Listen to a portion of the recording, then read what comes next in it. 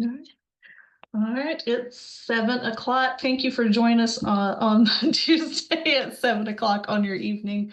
I'm Katie Calhoun, and this is Ashley Brown, and we are going to be talking to you about some innovative strategies for littles, primarily kindergarten through second, third grade, using EduProtocols with AI integrated. Tell them about the URL. Yes, if you will, there's a bit.ly here that you can copy down, or you can scan the QR code. And this takes you right to our presentation that we are using. And it has all the links and all the things that you will need. All right. I am Katie. I teach for the Cyber Academy, North Carolina Cyber Academy. We are based out of Durham. This is my 10th year teaching, and out of those 10 years, the last 4 have been virtual. I absolutely love virtual teaching. It is my powerhouse, my wheelhouse. I love it. And I teach second grade currently right now. I've taught second grade the past 2 years, and then primarily third grade in the years past. And I'm Ashley Brown. I teach second grade currently at Blowing Rock Elementary. So we've kind of been in the middle of a really weird time up where we live, but getting ready to start school on Thursday again. So be like first day of school 2.0. Yes. Okay, she wants us to drop the bit.ly. Can we do that? Okay. Well, let me go back. Nope, won't let me do that. I'm gonna break it. It was bit.ly.com.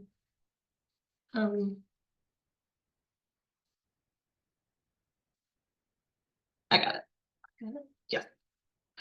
All right. While we're getting here the bit.ly link, Ashley's gonna talk to you for just a second about EduProtocols and what it is and how you can use it in your class, virtual or in person. So an EduProtocol is an instructional lesson frame, and these are very low prep but high impact strategies that you can use in your classroom. So like I said, really low prep but very high quality. They are repeatable. So once you use an EduProtocol, don't think that, okay, I've done that one, I can't use that one again. You can absolutely use them again over and over and over. And technically that's what they're meant for you to do, is because the more you use them, the more reps that you have in them, and the kids will just get better and better and better. So any of these EduProtocols that we're going to show you will work for any subject area, any grade level, but we are going to primarily focus on the little kids tonight. So these are strategies that you can use in your K2 world, K3 world. But if you're an older person, EduProtocols has lots of books and lots of resources, and they're on the screen for you there. So, but this one, I was excited when they came out with the EduProtocol Field Guide for the primary edition. So I really like it because this particular resource has startup guidance. So for those little kids, it gives you quality activities that you can do to kind of build stamina to work your way up to actually using the EduProtocol. So really good investment in a book. It's one of my favorite books that I've gotten. EduProtocols also use the 4 C's. So thinking about critical thinking, collaboration, communication, and it's creativity as well. So for the low prep that it is, you get a lot of quality things in your teaching for this. They're also very easy to differentiate. So when you've got your higher students that have caught on to the EduProtocol, then you can differentiate it for them while you're still working with your learners who are slower and need more guidance and need more help. So really cool strategies that we're going to show you today. Yes, and we are primarily focusing on the littles, is because we have worked both in the upper realm of elementary, and there's not a whole lot for the little kids. When we transitioned to second grade, we found there's not a whole lot. I mean, we have to take and tweak and make to make things work for our little ones. So this was something that we really looked into to make sure that our little kids were getting that student engagement and doing something that can be really taken from one like topic to another. So the fun thing about this is AI is all the rage now. And it can help you with the EduProtocol, different things that you can use for to like feedback. Oh, here we go. So it can help with the implementation of the EduProtocols. So it can help contribute to things like personalized learning, those playlists and things like that. Gamification is a huge one, especially in my virtual world. We love gamification for our just like quick little warm-ups, those type of things. Language support, data analysis, content generation, real-time feedback. That one has been a huge one too, is that real-time feedback with AI. And then just anything assistive with technology. I have one who is hard of hearing and he has to wear implants, and it's really nice to have that assistive technology for him so that he has those tools at his hand so he can be able to read things that don't have those closed captions. We can automatically help him with those AI tools with that. So the first Edu protocol here, and no, that's not a bad word, I promise. It's little parts. So it's taking little parts of things, and you keep, sorry, we've got the dog, he's wanting to come in, he's jealous. So you might hear him whine or bark. So you're taking these little parts of things and you kind of do it like you repetitious repeat it. Yes. It's all about the reps. Yes. And if there are things that you want to practice until they get mastery. So here's just some examples here. For example, like you could start with a part of speech and then you put it into a paragraph and then you make it into interesting using a GIF or a video. And then you do this like 3 to 4 times a week, making sure that it just is repeating. Mm-hmm. So here's an example of how you might use the little parts, because again, this particular one is a great way to build grammar, sentences, paragraph fluency. Your academic goals here are for students to master parts of speech. You want students to understand how parts of speech work together. And you want students to develop oral and written language here. So students are going to use parts of speech to write simple sentences and then expanded sentences. That's going to help them build the stamina to be able to develop those paragraphs.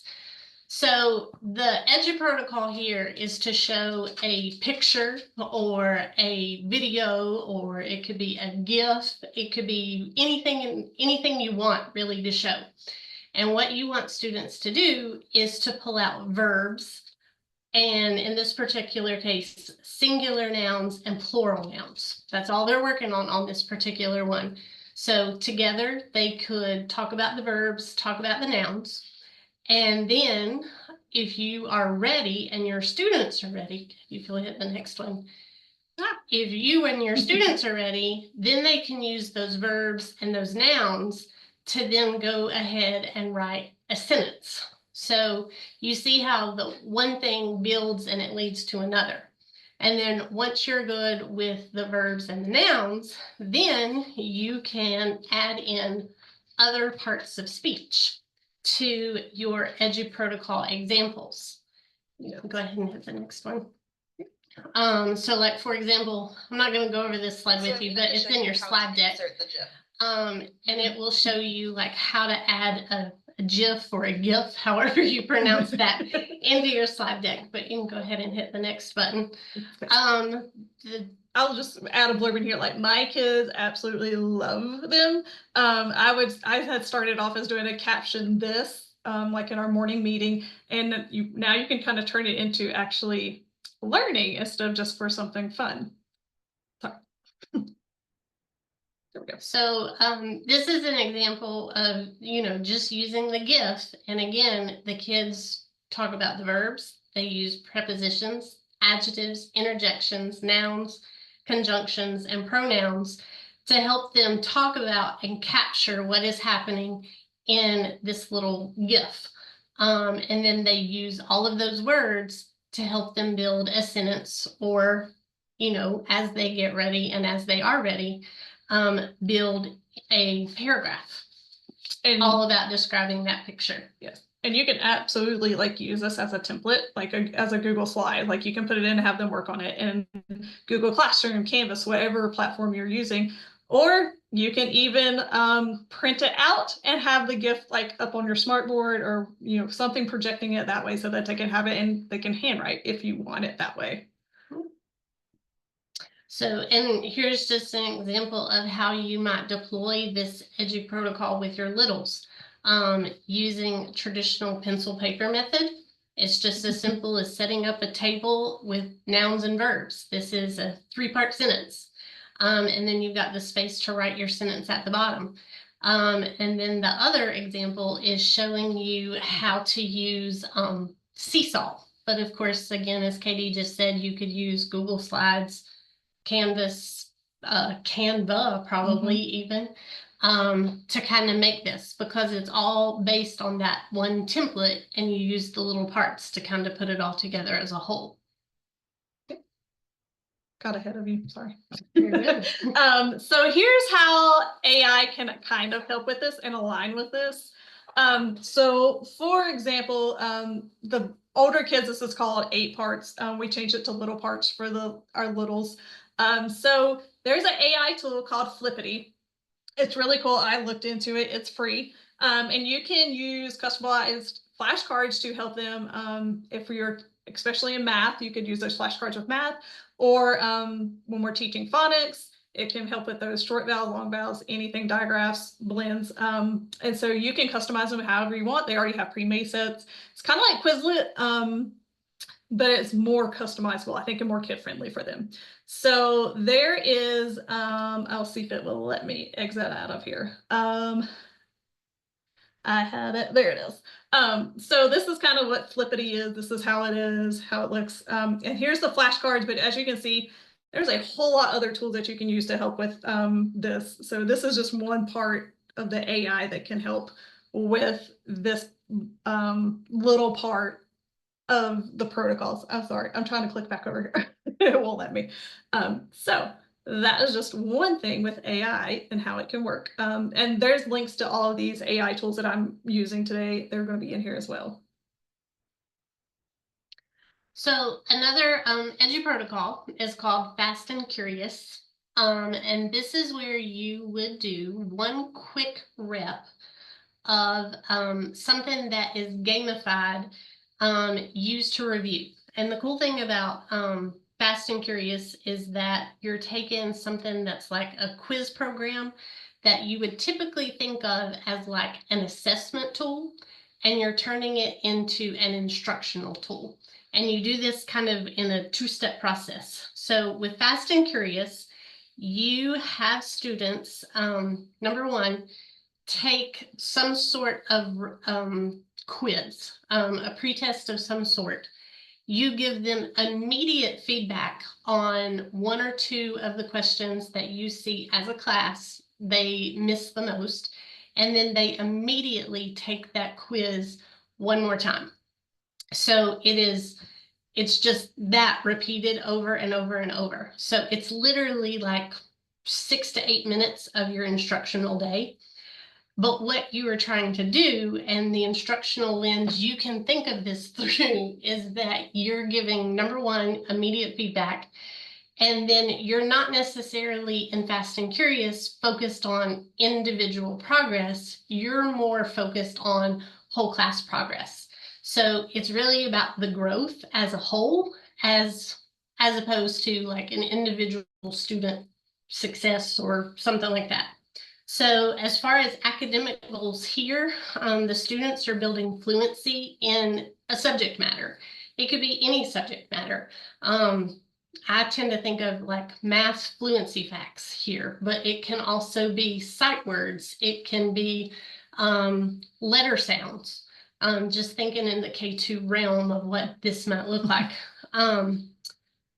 It provides students with quick repetition of concepts, and then it focuses on one skill and one standard at a time. That's all you're doing. So as far as teacher takeaways, you get immediate feedback, and you're giving that to students in real time. Activities are easy to differentiate for students. You're building fluency into mastery is what you're looking for. You have access as the teacher, depending on what kind of gamification tool you use, but you've got immediate access to data-driven instruction, and it is a super easy way to have a fast assessment that is timely and formative assessment data kind of all rolled into one, and it's super fast and super easy to use.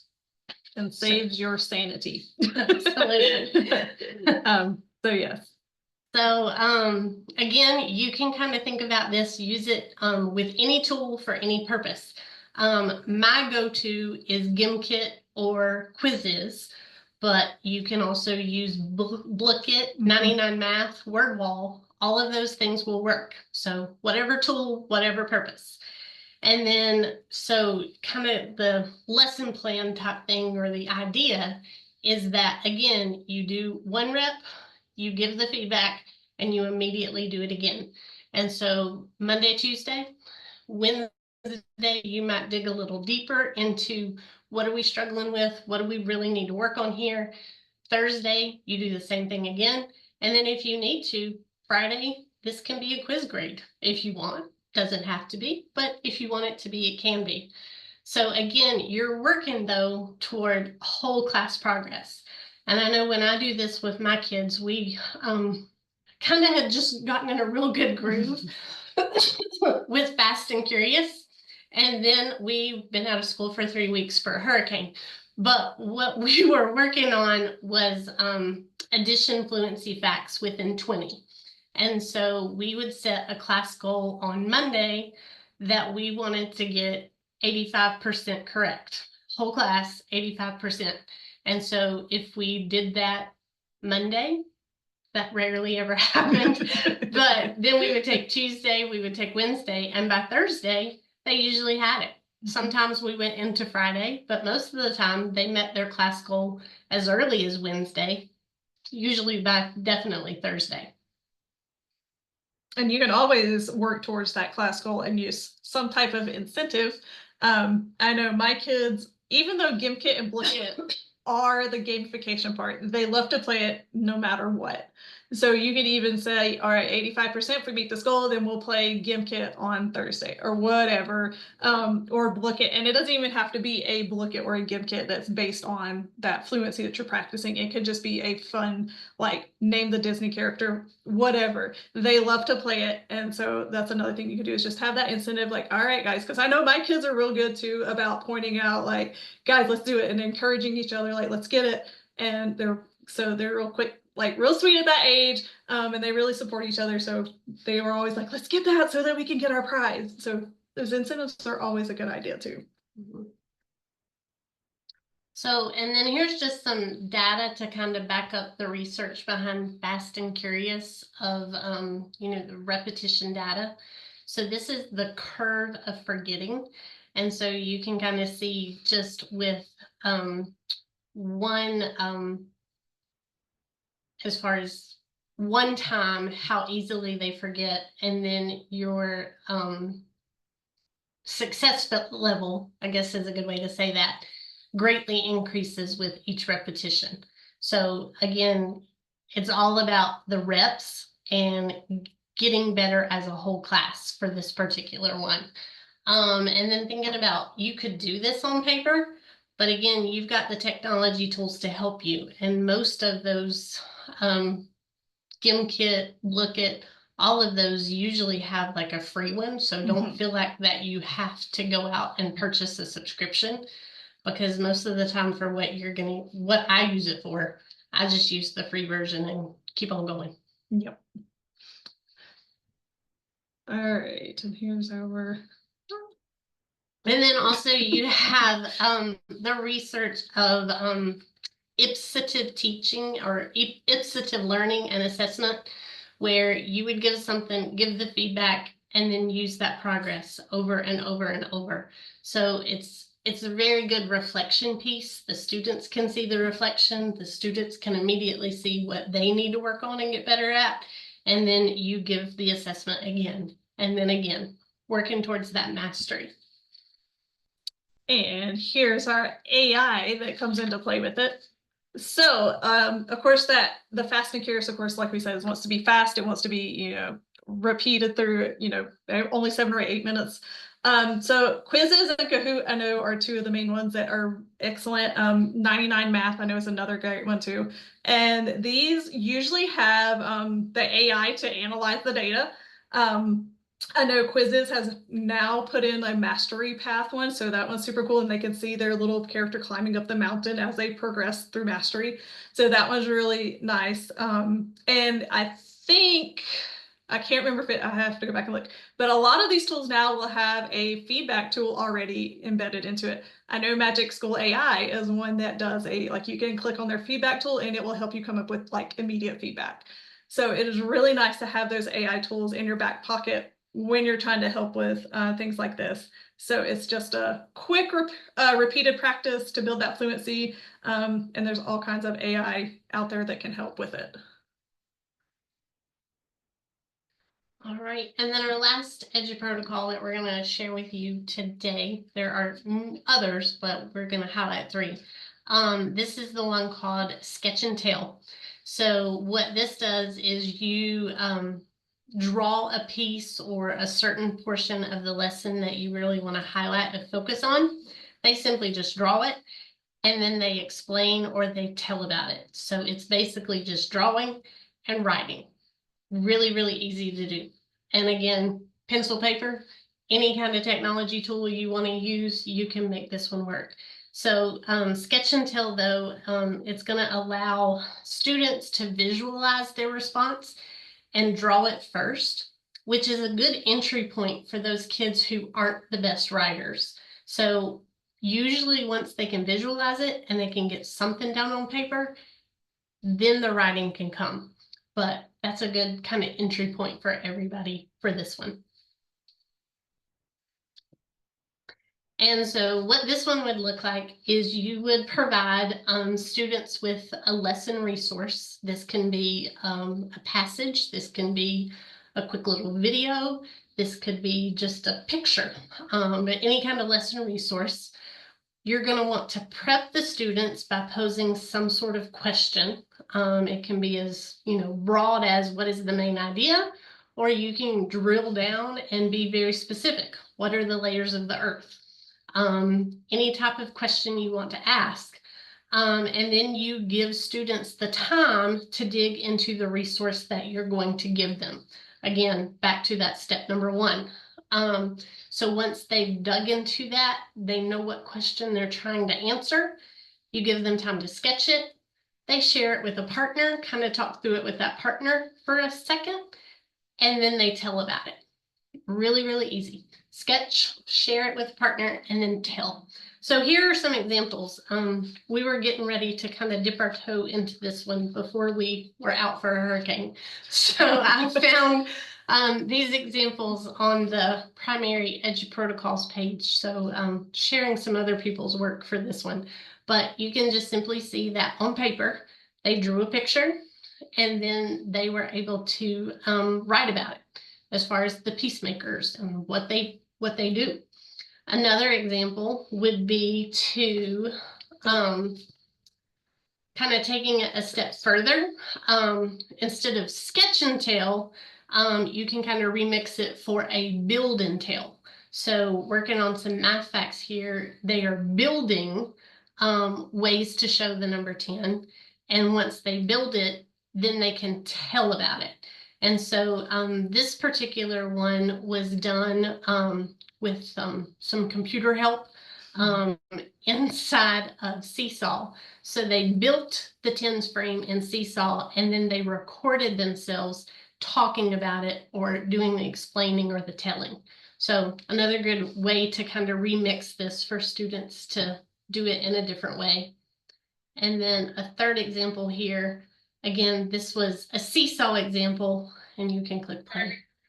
But Um, it's just, it was based off of a book, and the kid drew something from the book, and then they record themselves telling about what they did. Sketch and tell. Really easy. And very easy to scaffold as well, because I know in years past, even with third graders, I've had one that writing has brought tears. So this is a really good way to scaffold that to like work their way up to the writing so they can, I know I have several now with second graders. We use Nearpod a lot, and I give them the option to either record their answer with their voice or they can type their answer.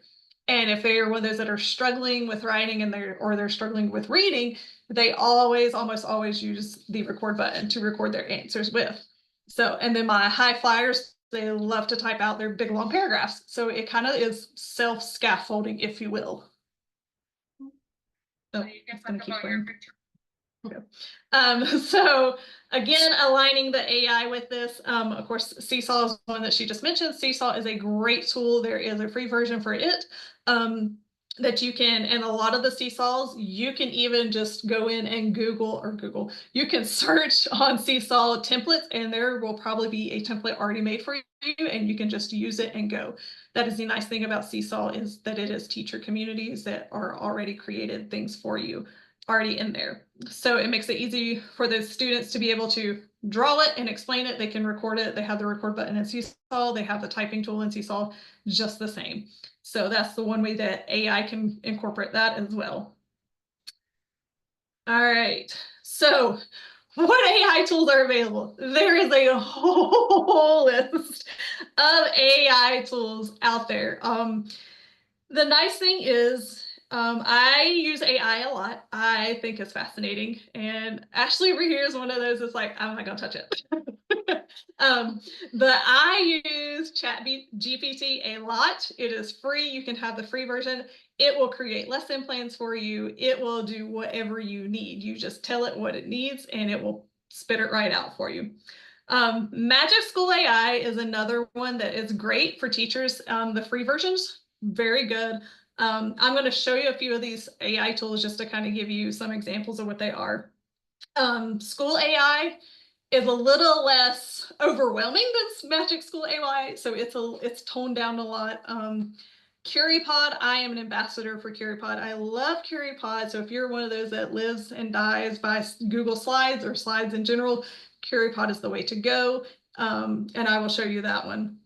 Canva, of course, is free with your teacher account, like your teacher email, and your students can also get a free one with their school email as well. And you can do pretty much anything in Canva, I have learned. You can do slides, you can do, there was one that we went to a presentation on where they had their kids' video and they were talking, the AI bot was talking as the kid, and that was super cool. So anything and everything in Canva, super cool. It can be very overwhelming though. Khan Academy has came out with their own AI, and I just discovered it this week, so I haven't played with it too much, but from what I could tell, it was pretty cool because I love Khan Academy. It's great to reinforce those standards and those skills that we really need them to focus on. Kahoot, Gimkit, Blickit, those are all, and quizzes are all the gamification ones. And Nearpod is one that we have used many a times, just because it is very much user-friendly for the kids, and there's several different options for them to be interactive there, and you get real-time feedback of what the kids are doing, so you can see as they're working, so you can give that real-time feedback as well. Duolingo is also another new one that I haven't really looked into yet. I had a parent that was talking about it, so I was like, let me look into that. So I haven't played much around with Duolingo. And the last one is Brisk, and Brisk is a fairly new one to me as well, but I played around with it and it is super cool. It is a free one. There is a paid part to it, but the free version will get you, it'll get you what you need. So all of these on your bit.ly link will take you to each of these. These are just a few that I had put on here. So for example, the Brisk is a Chrome added AI, and it just adds it right up to the top of your screen. So this is the Ugly Duckling. This was taken from our Rethink course. Some of their slides, some of their stories, I just took it and copied it in here to show you what it does. So you can highlight this text, and I click my little Brisk tool, and it comes up with like all the different things. I have the paid version, it's only $10, but you can absolutely do the free one. But you can change the level of the text. You can, if it's a child's writing, you can inspect the writing. So it's really cool. You can also give the feedback. You can give targeted feedback, which is what I think is really cool with it. I can click create and I can click quiz, and it'll make me a Google quiz, and I can select the standard that I want the standard to be, like the quiz on the standard. And then there's all kinds of things, like you can even do a rubric, there's all different things that you can do on here. And of course, that math spiral review would be really nice to working with your EduProtocols as well. So there's all these different things with the BRIS that you can do in a super easy, user-friendly click and go. And then I want this to go away. It gets in my way. Quizzes is another cool one. Like I said, they've got a new AI tool on the side, and you can use whatever that you need there to help you. If you need anything, like I could take that text and copy it over here and copy it in and do the same thing and be like, hey, I need to get questions based on central message or something like that. And if you don't have a resource, you can always click that one. It says no problem, and it'll take you and help you do that. And then my favorite is CurryPod. CurryPod will take whatever you need and make it into a slideshow. This is completely AI generated. I did not touch it. I just typed in what I needed it to be. I just did central message because we had just finished that up. And it literally, what is the shortest story you know? Learning objectives, what you can learn. I took this part and actually put it into Adobe and made a cartoon character tell it. So there's all kinds of fun things that you can do with it. And there's open questions like work in pairs. So kind of the same things, and it incorporates that drawing, the sketch as well. So they can sit there and draw on it to enhance that standard. So this is one of my favorites. There is a free version of this. Love CurryPod. You can do pretty much whatever you want it to do. So you can even add things into it. You can even there's test prep for if you're a 3rd grade teacher. You can go in here, and they do have North Carolina added in here now. So you can do North Carolina ones. See, there it is, North Carolina test prep. So they've added a whole bunch of fun stuff into here. They even have escape rooms on figurative language. So all of this CurryPod AI will build for you. You just got to tell it what to do. So that's why I love AI. It makes my teacher brain at the end of the day that is fried. It makes it where I can be like, okay, I need something to help me do this super quick, and I don't have to worry about trying to make it interactive and engaging for the kids. So that's why I love the AI aspect of it, and it can easily make any of these other things for your EduProtocols very simple, very easy to do. So there's all kinds of different ones, which brings us to the last one here, which is just questions, comments. That was pretty much a lot of information in about 35 minutes here. But if you have any questions, feel free to ask. I use AI daily. I know she kind of does it. But EduProtocols, of course, is something you can take and do in brick and mortar easily, just like I can with virtual school. The kids love to do the which one? What was it? The fast one. Fast and Curious. Yes, Fast and Curious. We kind of do it differently. We do it as a booklet as our first 5 minutes of warm up, and that's kind of like their thing. So, the kids know too. Like we start at 1 o'clock for math, and if they don't get on at 1 o'clock for math, they're going to miss their booklet time, and their Fast and Furious warm up. Like they're going to miss it, and they get real upset if they miss their booklet time.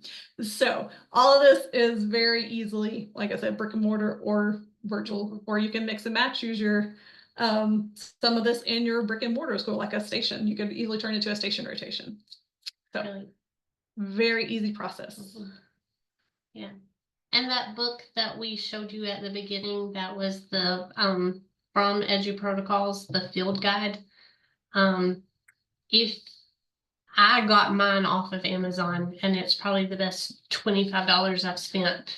But it takes you through 5 lesson frames, and we showed you 3 of them. But those 5 lesson frames can be for like any grade level, any subject that you really want it to be for.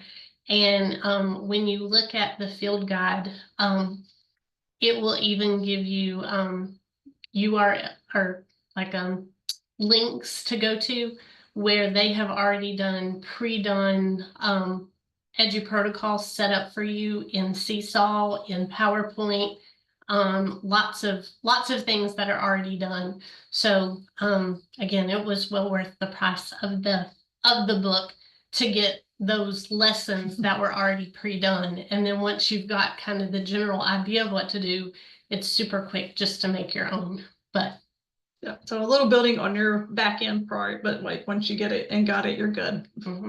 But yes, so very good stuff. All right, guys, thank you again for joining us here at 7 o'clock on your Tuesday night. Hope this was able to help you guys make things a little bit easier for you. Always looking for ways to make things easier for us teachers and save our sanity. Sure. All right. Thank you. Thank you, guys.